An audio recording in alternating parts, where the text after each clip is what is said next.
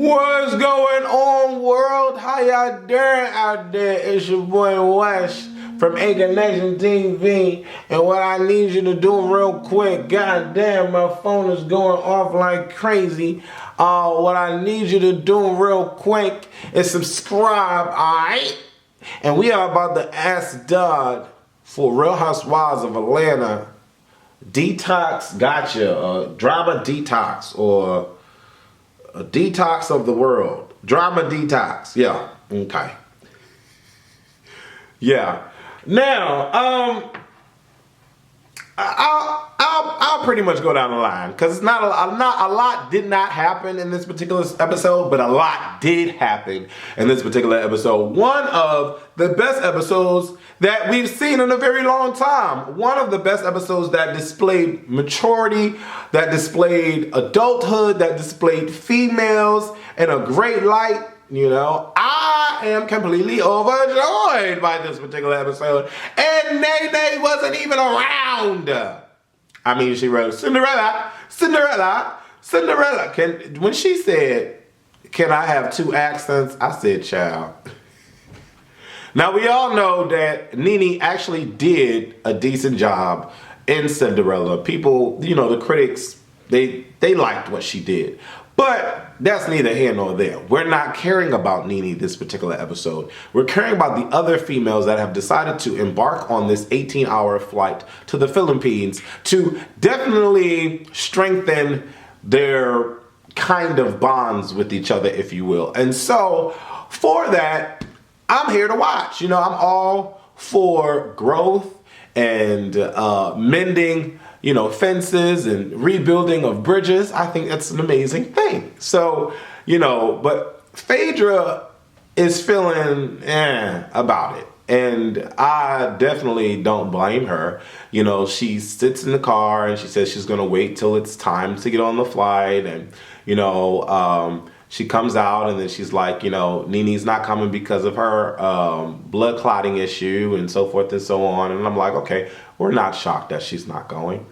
She ran out on her own therapy session that she concocted. So, I mean, we know that she's not coming. Who cares, okay? Nene and her blonde wigs can stay in the country, you know? And so they get on the flight. We see all of these great video clips of them having a good time and eating. And for some reason, Candy did not want the camera to see what food she was eating. But whatever. Candy is thick in all the right places, man. So they get to the Philippines. They're welcomed by the resort people. The resort looks amazing from the outside looking in.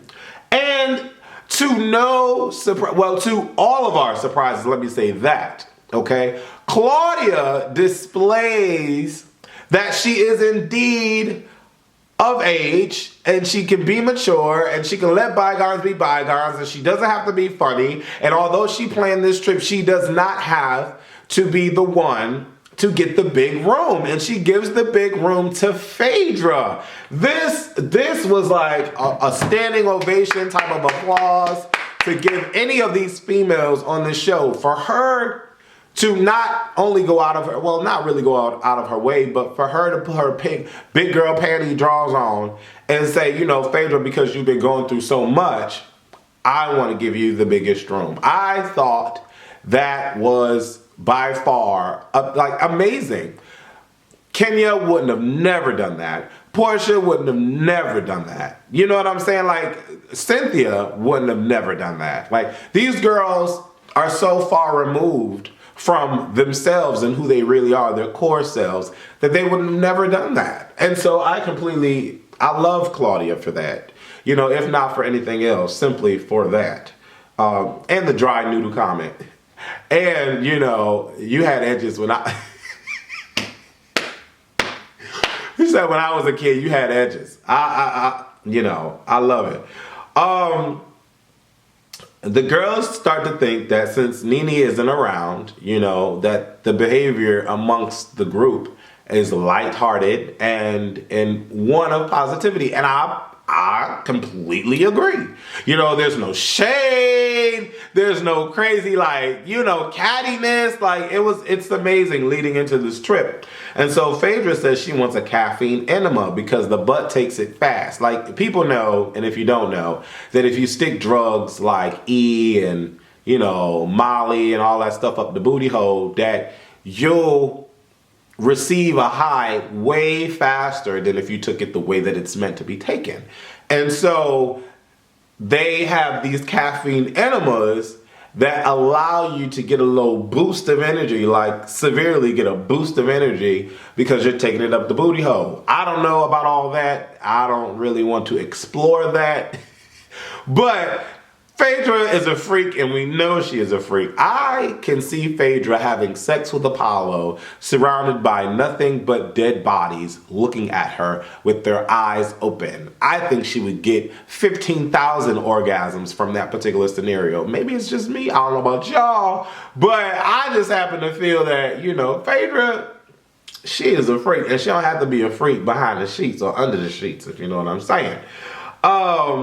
Phaedra walks over to see Claudia, and, you know, they say good morning. Apparently, Claudia was going to treat, or decided to treat Phaedra to lunch. And Phaedra, you know, took her up on that offer. And I thought that was another nice gesture for Claudia because Phaedra has been going through a lot. We've seen it. And Phaedra says, thank you for giving me the great room. And Claudia wants to talk to Phaedra, and they start talking about the whole divorce thing. Now, Claudia goes into her past history about how she had suicidal thoughts, and, you know, the divorce was very, very bad for her and all of that. And she proceeds to ask Phaedra, how are you dealing with your divorce? And Phaedra is flat out is like, I don't want to talk to you about that right now. And she goes into explaining why she doesn't want to talk to Claudia necessarily about that, because she feels that her private life should remain that private. And, you know, the only one she's really confided in is Portia and Nene, of all people.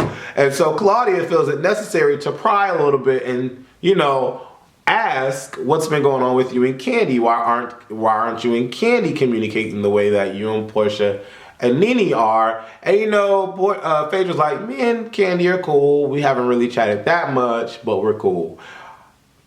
I liked this whole scenario between Phaedra and Claudia. I like the fact that Phaedra ate her whole meal. I like the fact that Phaedra did get a little emotional about when she was talking about her kids and how the world is viewing her kids and, you know, labeling her children because of what Apollo was doing. I don't know. I was so here for it. I didn't fast forward through this particular part because it was on my DVR, and I was excited to see that these ladies were actually able to sit down and be adults. And then we move on to Candy and Phaedra getting their massages. Now, I don't know about y'all, but I do not believe that their friendship has been resolved, that they came to a common ground. I hear them verbally saying that we're cool, but all these post-confessionals lead me to believe that they're not, you know? And I don't understand why Phaedra can't completely tell Candy how she specifically feels when she can tell everybody else, and including us in the post-confessionals, how she feels.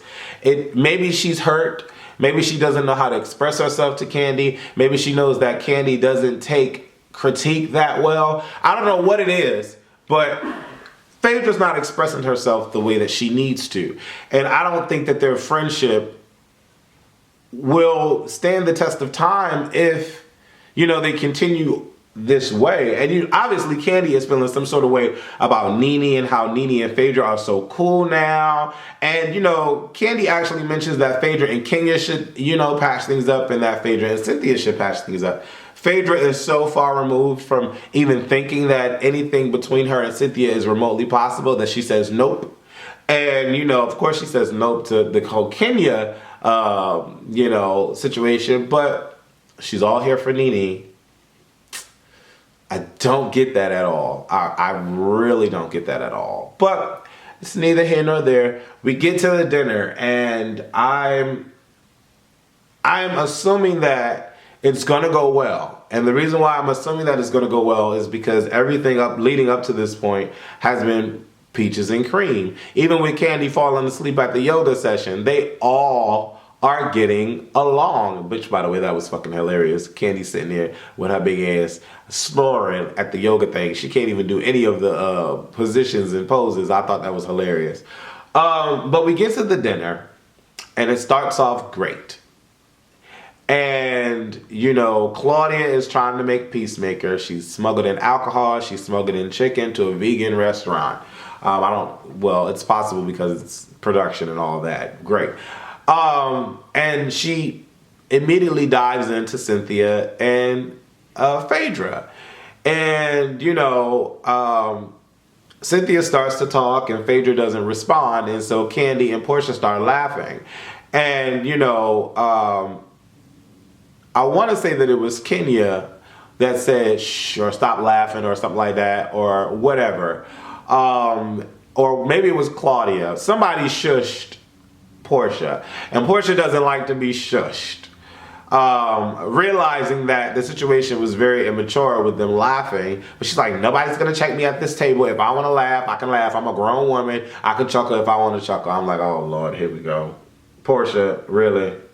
This is unnecessary, Portia. You don't have to act this way. That's what I'm thinking to myself. And then Claudia takes it upon herself to stand up and start click-clacking one of the wine glasses. She breaks the wine glass and she still doesn't care. She's click-clacking. And she's like, everybody shut up. Let's get this resolved.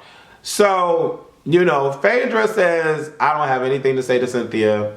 Next course. And she's done. She has nothing to say to Cynthia at all. And I don't blame her, because Cynthia came out of left field.